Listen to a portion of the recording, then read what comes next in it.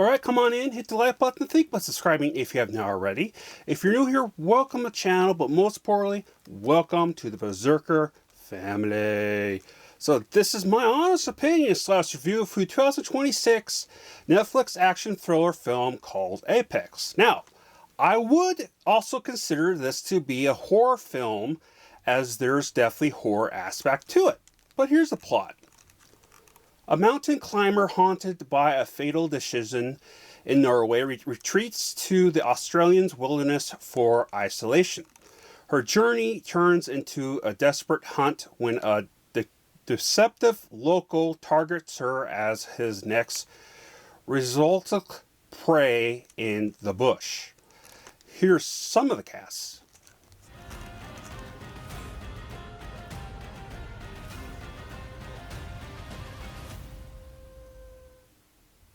This film was absolutely beautiful. Had to have been shot on location in Australia. There was definitely CGI scenes through in specific spots, and specifically in the opening. But also a lot of the underworld water scenes looked pretty CGI. Not the best, but not the worst.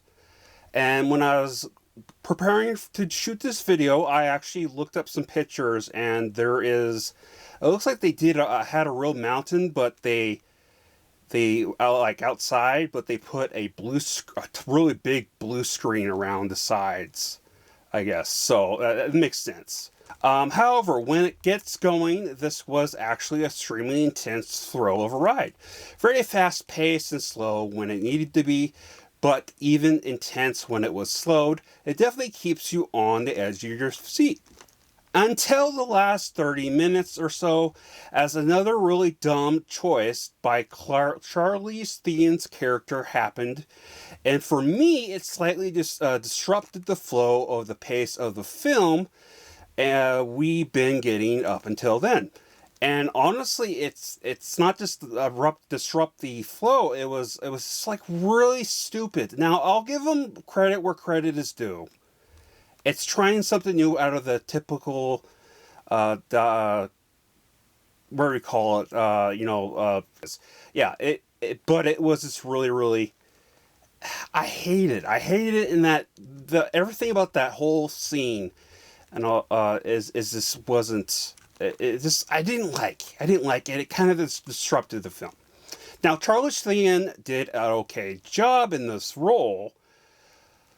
Compared to other stuff, I think she could have done better, but I think she was really good at what she does. And I think she was a badass character, but I don't know. To me, what stood out was actor Taron Egerton stood out to me in the film. To me, the guy he played reminded me of the look and feel of James McAvoy. I don't know how to pronounce his name. But he, in the 2006 film Split, where he also played where that guy plays his sociopath. But I will say Taron Egerton's bird cries was slightly funny, but definitely added to his character unhinged feeling. To me, it didn't feel like it was in the script, but improv, and I think I heard about that. That was like in an interview that it was improv as well, but I think that's briefly, and I can't remember. It was a while back. In the meantime, here's my rating.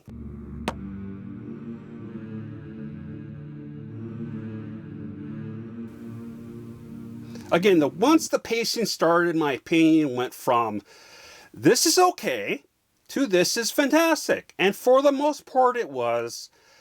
But in my opinion, it felt too short of a film and has issues, including small ones I didn't mention. So for me, the film was just okay.